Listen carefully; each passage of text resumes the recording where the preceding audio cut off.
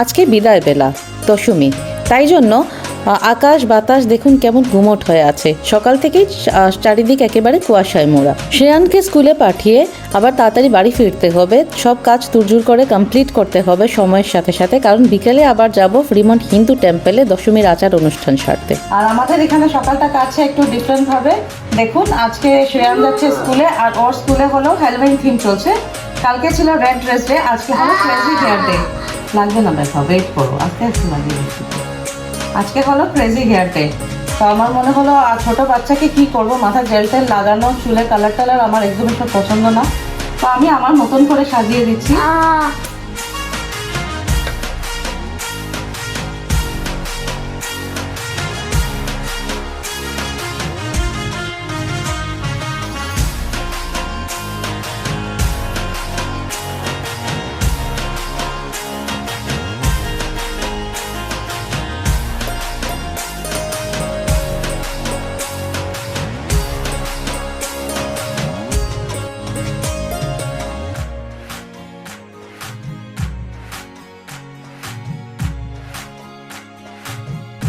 এইটা শ্রেয়ানের স্কুল, আমরা এখন পৌঁছে গেছি শ্রেয়ানের স্কুলে।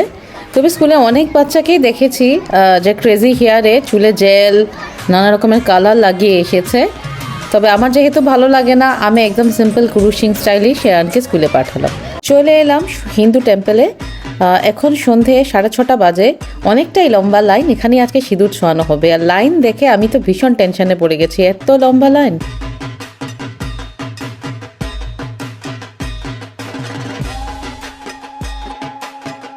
রামকৃষ্ণ মিশন থেকে মহারাজজি এসেছেন, উনিও সবার সাথে গান করলেন, আরতি করলেন, যা দেখে সত্যি আমার ভীষণ ভালো লেগেছে।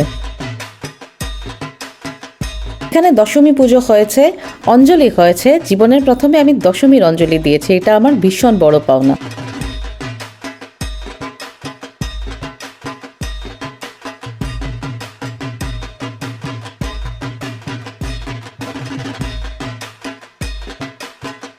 এখানে জানেন তো, যে দুর্গা প্রতিমাকে পুজো করা হয়েছে সেই দুর্গা প্রতিমাকে একেবারেই সিঁদুর ছোঁয়ানো যাবে না, কারণ এই দুর্গা প্রতিমাকে তো বিসর্জন করা যাবে না, এখানে বিসর্জন করার অনুমতি নেই।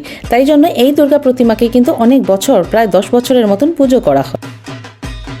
তাই জন্য কোনো রকমের কেমিক্যাল বা রং লাগলে প্রতিমার ক্ষতি হতে পারে। তবে সিঁদুর খেলা তো আর বাদ দেওয়া যাবে না, যার জন্য টেবিলে দেখুন ছোট ছোট দুর্গা প্রতিমা রাখা আছে পিতলের।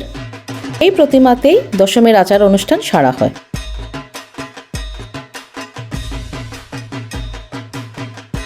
দশমীর দিন ভীষণ মন খারাপ, কিন্তু এই যে আচার অনুষ্ঠানগুলো হয়, সিঁদুর লাগানো, তারপর ধরুন মিষ্টি খাওয়ানো, এইগুলোতে কিন্তু অনেকটাই মন হালকা হয়ে যায়।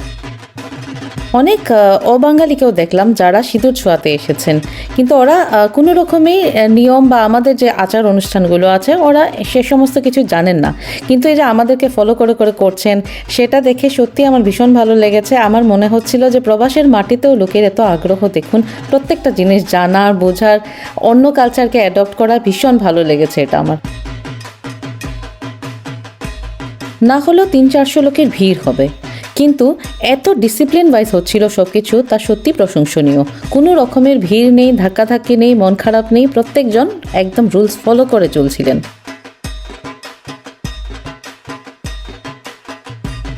এত ভিড়, এত ঝুঁকি শেষ করে অবশেষে দীপান্বিতার সাথে দেখা তো হয়েছে।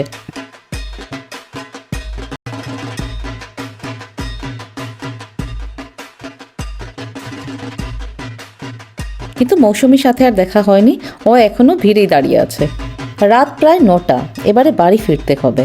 তবে প্রচণ্ড মন খারাপ, আবার 1 বছর মায়ের জন্য অপেক্ষা করতে হবে। তবে শেষ বেলা একটাই বলার আছে যে মা যেমন যাচ্ছে, মা যেন সবাইকে অনেক ব্লেসিংস দিয়ে যান, সবাই ভালো থাকুক, সুস্থ থাকুক।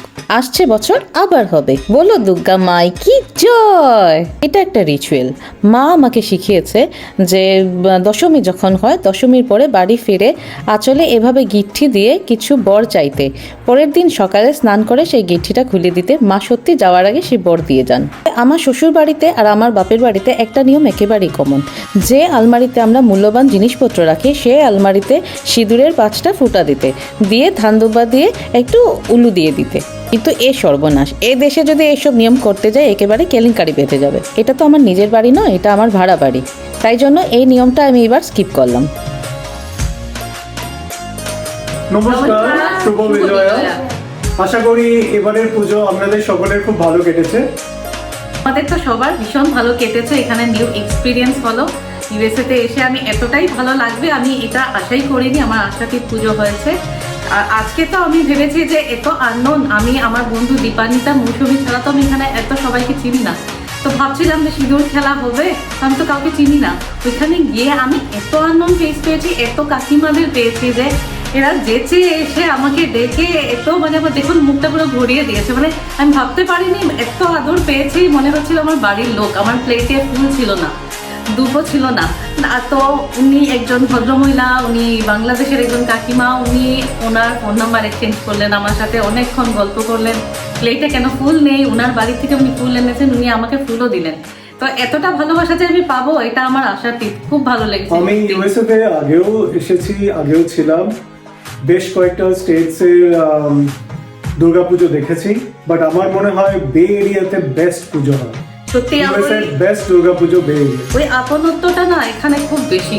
মানে এখানে বাঙালি তো আমার খুবই কম, তাই জন্য যে যারা মানে যে যাকে পাচ্ছে, কথা বলছে, ডাকছে, ওইটা ভীষণ ভালো লাগছে। ঠিক আছে, তো আমার মনে হচ্ছে পুজো আপনাদেরও ভীষণ ভালো কেটেছে। আপনাদেরও অনেক স্টোরি থাকতে পারে। প্লিজ আমাকে কমেন্ট সেকশনে বলবেন কার কি স্টোরি আছে, পুজো কার কেমন গেল। আর সাথে সবাইকে অনেক প্রীতি শুভেচ্ছা রইল। বড়দেরকে আমার অনেক প্রণাম। ভালো থাকবেন, ভালো থাকবেন, সুস্থ থাকবেন। Bye bye.